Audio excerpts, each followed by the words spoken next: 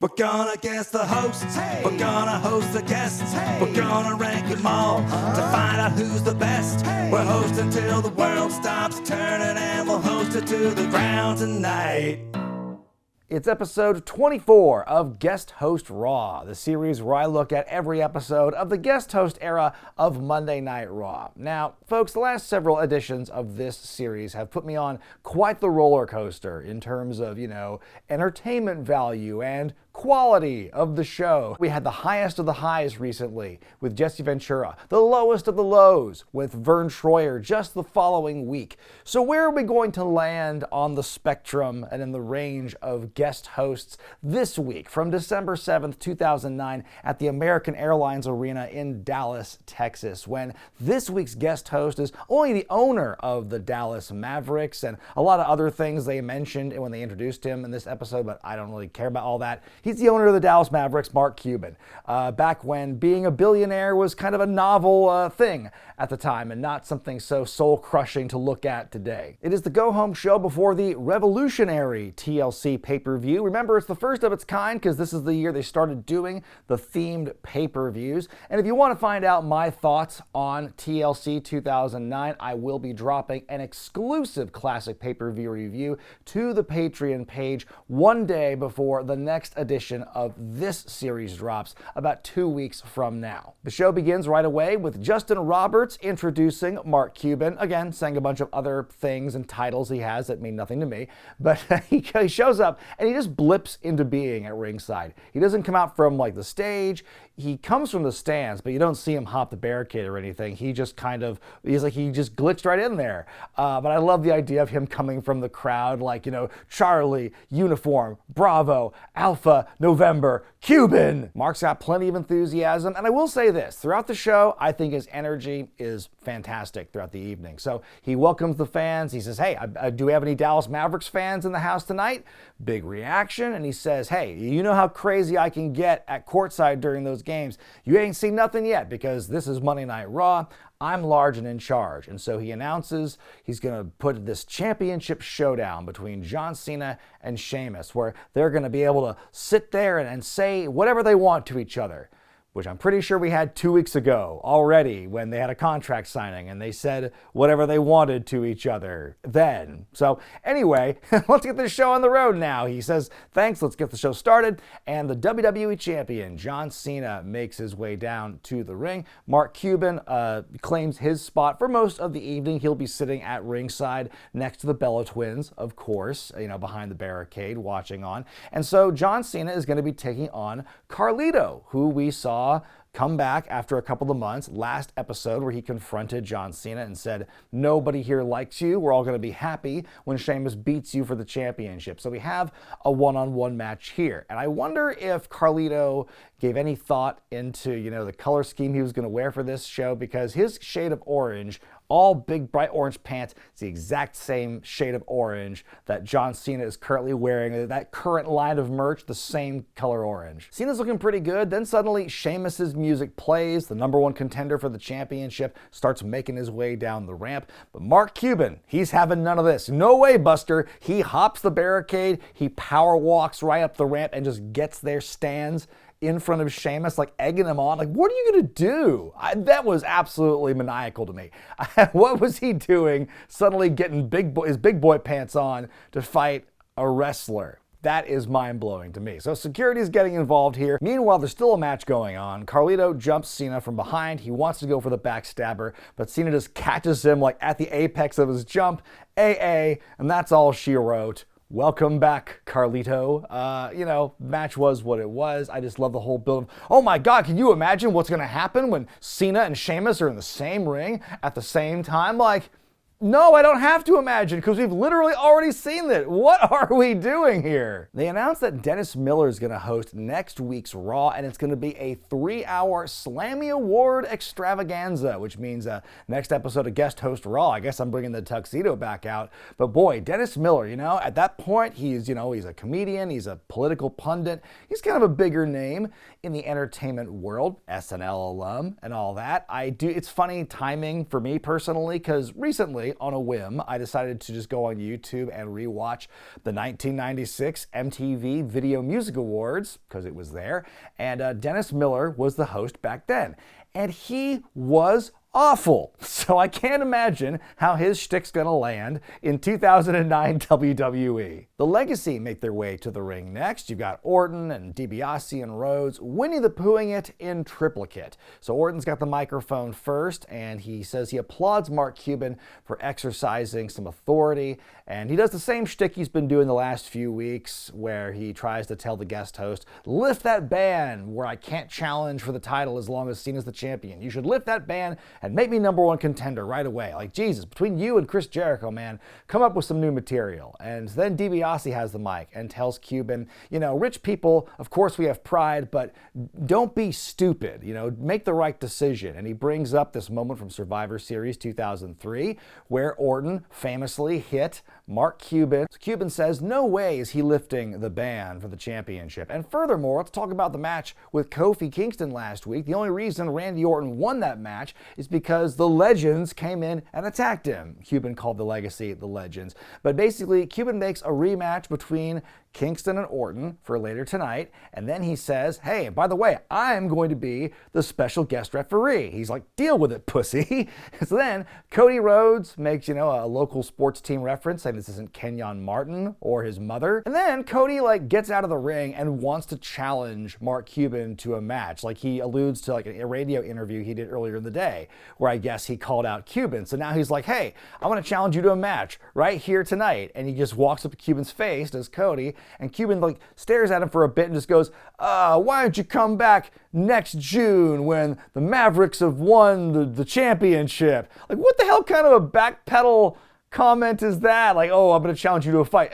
Come back next year when we might have been the champions. Oh, Mark was so close, by the way. The Dallas Mavericks won the season after that. But what a weird response. That totally tanks any cool level Mark Cuban is trying to, give off here. It's gone. But then we go to commercial break and we come back and it's match time. We've got Cody and Ted versus that dynamic tandem of Evan Brunn and Primo. And they say this is a rematch from the previous episode of Superstars on Thursday. So they're like, oh boy, Mark Cuban must watch Superstars. Sure he does. And furthermore, if that's the case, why would he just do a rematch of a show from less than a week ago on this? Anyway, Primo takes the heat in this thing. We get this double noggin knocker with he and Cody. We get a double hot tag, and it's pretty academic. DiBiase hitting Dream Street on Bourne to win the match for Legacy. So again, pretty clean victory. No chicanery or shenanigans here.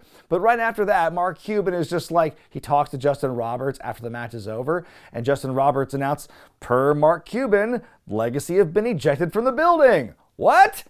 Well, yeah, that'll teach you for winning your match. Get out of here. And the timing is very weird, but they're saying that it's because he's trying to circumvent, Legacy shenanigans during the Kofi Orton rematch. Fine, do that, but I don't know, have a better reason for Cuban to eject him, than them just winning a match clean as can be. Have them cheat to win or something.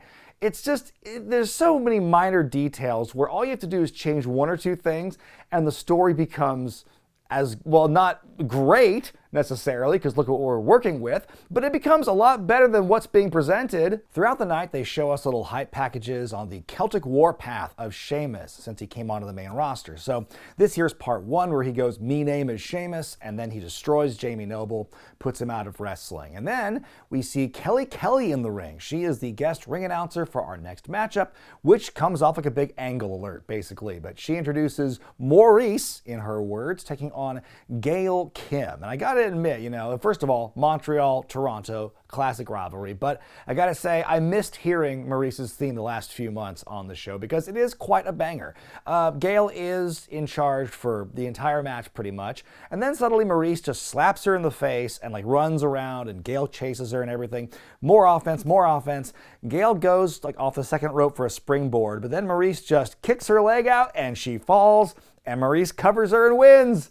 Like, are you fucking kidding me? That's all that Maryse had to do to beat Gail, who was House of Fire, didn't take one move all match. Oh, big second rope flat back bump. That's all it took for Maryse to beat Gail Kim. I don't mean to make this like a thing or a bit, but I cannot help but see every single time just how badly this woman is being treated. They might as well not have Gail Kim on TV at all if this is all they're gonna do with her.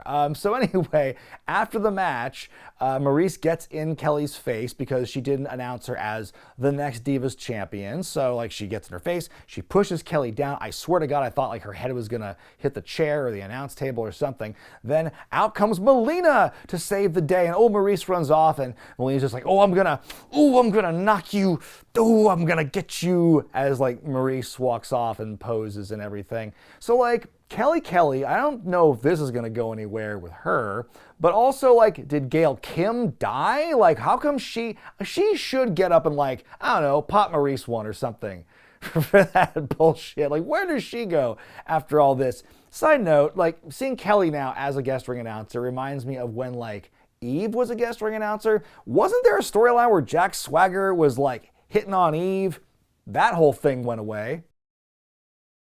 We are in the DX Christmas zone, but this is like before the time when they would play that like DX Christmas cover, like bumper underneath. So they're here to shill their DX merch and everything, and also talk about, the new video game, like Shawn got Triple H a gift. This new copy of SmackDown vs. Raw.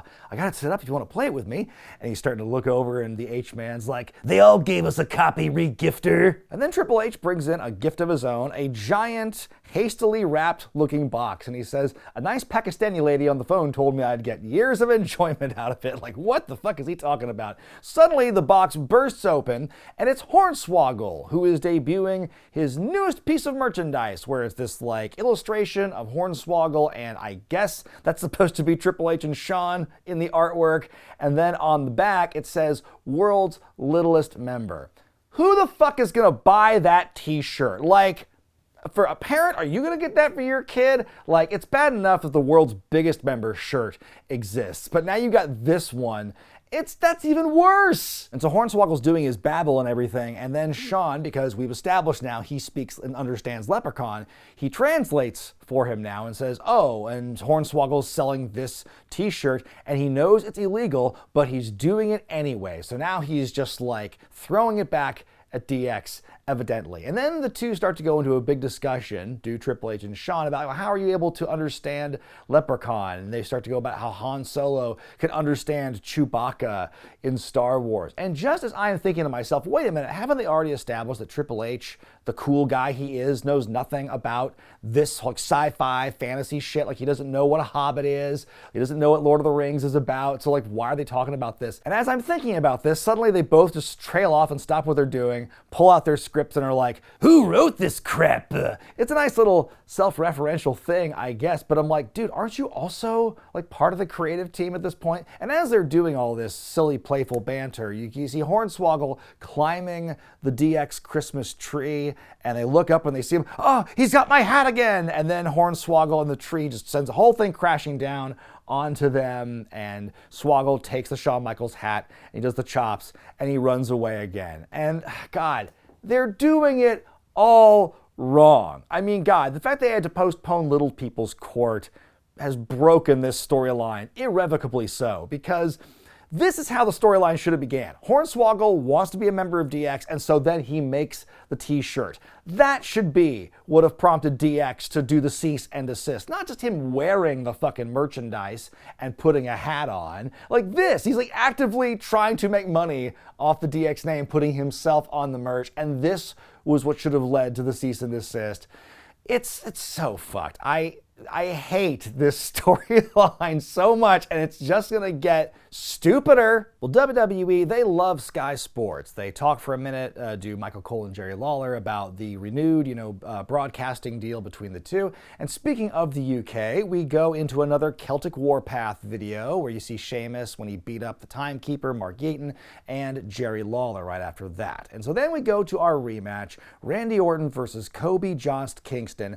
Mark Cuban is the referee. And this match plays out fairly standard. Cuban actually stays out of it for most of this matchup. There is a weird part where like he tries to count Kofi in the corner for doing corner punches, and then Kofi just gets right back to doing corner punches, and Cuban just doesn't do anything. Orton goes for the RKO, Kofi catches him and does a backslide, and as soon as his shoulders are down, Cuban comes down, goes 1, 2, 3. Fastest 3 count in the world. That referee was trying to fuck on him, but sure enough, Kofi has gotten his win back against Orton in an equally screwy circumstance to what happened when Orton won the previous week. And Cuban acknowledges as much on the mic where he goes, I've waited 6 years to get payback on you. And you know what? Now you guys are even. So here's what we're going to do. We're going to have the rubber match at TLC. And you know what? That was actually a really great way to set that up. You know, the last several weeks, this has been like the best storyline so far on Raw. On a show that is very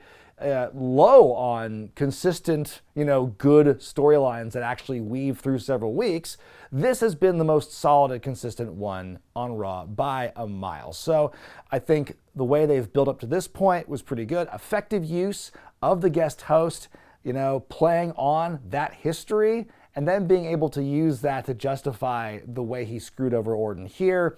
I think that's actually pretty well done. Part 3 of the Celtic Warpath series shows Sheamus winning the Breakthrough Battle Royal from a couple of weeks ago, becoming the #1 contender. And I gotta tell you, just the snippets of highlights of Vince McMahon commentary really just messes with your system. After, again, you're just so not used to it for a long time. To relive it was equally insane. And then they're like, oh man, that championship showdown, what do you think's gonna happen, guys? I don't know. You think someone's gonna go through a table? Did you know that WWE outranked Britney Spears, NASCAR, and American Idol on Yahoo search? Oh man, that's a stat that'll make the message boards fucking seethe. Up next, it's a match for the US Championship as The Miz defends against Mark Henry, the man! This is a rematch from last episode of Raw when Henry stood up for Vern Troyer and defended himself from The Miz calling him very bland by trying and failing miserably to rap. But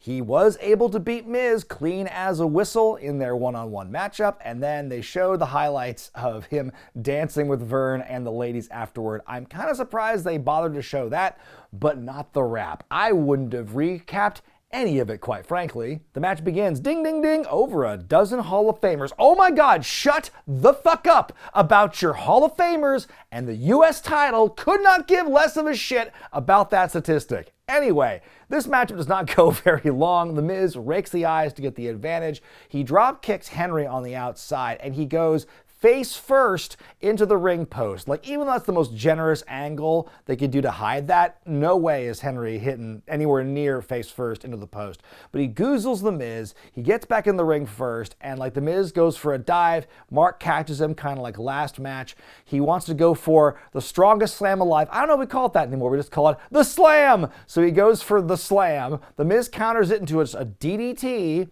which he never fucking uses. He has a DDT on him, the cover and the win, and that's it. The Miz just beats Mark Henry so fucking clean. And they say, oh, well, he was not real loopy or woozy because of the ring post. Bullshit. That's ever been a real big factor for someone like that so soon after that happens. That is such a fucking cop-out. I love watching this era of programming because I love to be constantly surprised and taken aback just how badly they book certain individuals, especially Mark Henry. I mean, maybe this match was cut, they cut some time out and they rushed the finish, but it just makes Mark look so weak, so pathetic for him to get clowned for his character. He has the worst rebuttal of all time and then is just booked to lose in increasingly embarrassing and simple ways. We see Chris Masters having a chat with Mark Cuban at ringside, wonder what that's all about, and then we get a mixed tag match up next. You got Hornswoggle and Eve taking on Chavo Guerrero and Jillian. Hooray, hooray, the cycle continues again. There was a line that Lawler had in regards to Eve that made me kind of chuckle a little bit in his honesty, where he says, if I still had a soul, she'd be my mate. Well, you know what? At least he owned up to it. As soon as the match begins, Swoggle just tags out to Eve, so it's just her and Jillian wrestling for a bit. Eve hits this like standing senton splash, looked like it really hurt, and then we got the cover and the win. Okay then, easy night for the guys in this case. So the baby faces are celebrating. Suddenly Chavo, who did nothing all match, just shoves Hornswoggle down. He's threatening him. Eve's telling him to let go and everything. Suddenly, in comes Chris Masters, who I legitimately forgot was at the beginning of this segment. He has shown up in the ring now. He's taken his shirt off and he's confronting Chavo. And there's actually a Master Lock chant in the audience, if you can believe it. So Chavo, they stare each other down. Chavo pokes him in the pec a couple of times, like, what are you gonna do about it? And suddenly, Chris just looks down at his pec. And after a while, he stares at it for a long time before anything happens. But then suddenly, like, the pec jiggles. And then, like, he just jiggles it once, then the other pec, then the other, then the other. And the fans are slowly but surely kind of getting into it. And by the time he's doing this boom, boom, boom, boom, boom, boom, boom, I'm like, what the fuck is this kind of Hulk up scenario we're seeing here? This is the stupidest thing I've ever seen. But the fans are starting to dig it. We get the Master Lock applied to Chavo. He throws him down. And then, like, Masters and Eve just kind of have a laugh. And haha, this fucking loser. And they leave. And presumably to play with his titties, I guess. And then Hornswoggle stands over Chavo and then just does this afterward. Well, you know, I'm glad we're getting this gimmick over and treating it seriously, I suppose. Like, Jesus. It was funny the first time he did it to Crazy Train. You know what? But to try and make that his whole identity is just, it's so irresponsible. It's so stupid. Like, okay, just because you struck gold in one isolated incident does not mean this is going to carry on and continue to get over. This is not any sort of equivalent to the yes chant. Everybody, shake your titties for Chris Masters! They show us part 4 of the Celtic Warpath, Sheamus beating down Santino during their match, driving him through a table. Then we see Cole and Lawler in the ring breaking down the TLC card. And up next, it is the fallout from last week's singles match of Jericho versus Triple H. Now, Chris Jericho has to take on both members of DX in a handicap match. So Jericho comes out first and he's gonna cut a promo in the ring, but before he begins, there is this like mob of fans directly behind him in the shot, all holding up like matching Jericho sucks signs. I thought that was really cool that those signs all got, you know, somebody, like, it was either a huge group of friends or a couple of guys with a bunch of signs that were distributed, but either way, it's really fun to see that kind of thing in the crowd. So Jericho goes, you know, I was the superstar of the year in 2008, so it's only axiomatic that I'm going to win it again in 2009. He is running down DX for TLC because DX cannot handle the T's or the L's or the C's. And, you know, by the time it's all done, DX will be no more. And Jericho's got one more catchphrase: never underestimate Chris Jericho. Oh boy, I'm surprised he hasn't put that on a t-shirt yet. The match is underway. Jericho is clearly, you know, getting worked over here. He's outmanned, he's out-strategized. Suddenly, the Big Show enters the fray, and he's wearing the all-black singlet tonight, so you know he means business.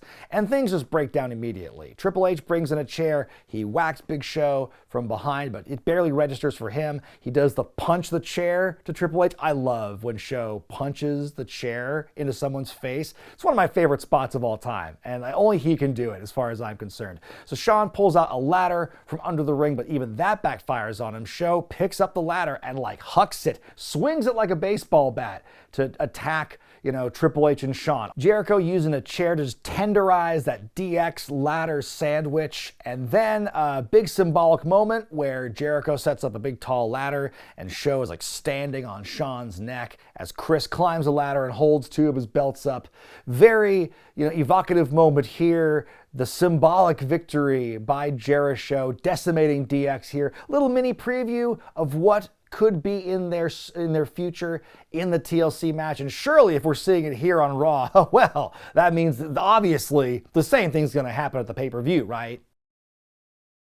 Well, it's time for our main event segment, the championship showdown between John Cena and Sheamus. Wow, Mark Cuban's been a busy boy tonight. He is moderating this press conference looking ass setup. He's brought down both parties to the ring. He says, I'm going to ask you guys 3 questions and you'll each get a chance to respond. You guys can say whatever you want.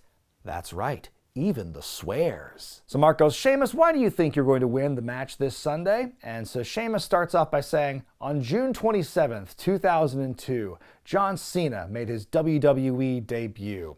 What is this Christopher Columbus-ass rhyme we're starting out with here? Is this something that's going to be taught in the classrooms as kind of a mnemonic in 50 years? So Sheamus says, it took 3 years for Cena to win his first world title. I'm going to win mine in mere weeks. And he talks about how he's obsessed with the sound of Cena's body crashing through a table, and he wants to hear it again. So he's saying all this stuff. It's John Cena's turn, and he just says, no comment.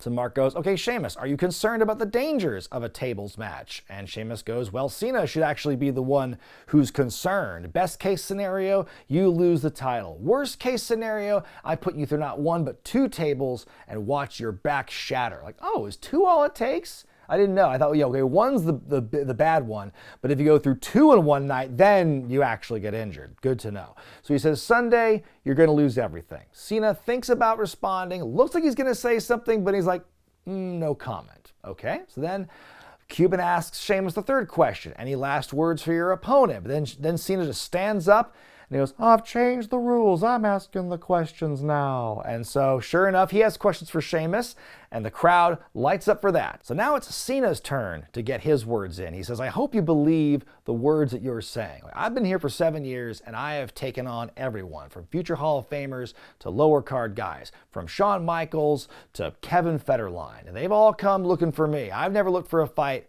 but they all come for me. And lots of guys like you have said all the things you're going to do to me. And I've been beaten, I've been hospitalized, I've been put through glass and all this, but I've still never given up. He says a cheap shot and a table smash is not going to be enough to keep me down. Then he repeats this really cool line that he said a long while ago, and I'm glad he repeats it here, where he says, you're looking at a 250 pounds of problem. And he says, either you back up what you say or you become a footnote in WWE history, which definitely feels like a real life circumstance here, given the trend of those who have challenged Cena over the last couple of years. So Sheamus with a table flip, then Cena flips a table. Sheamus suddenly shoves down Mark Cuban and hits Cena with not 1, but 2 brogue kicks, really lays him out. So Cuban starts to stagger up to his feet, and he's looking down Sheamus. Oh, this real tough guy, this real tough billionaire, standing up to this absolute killing machine in Sheamus.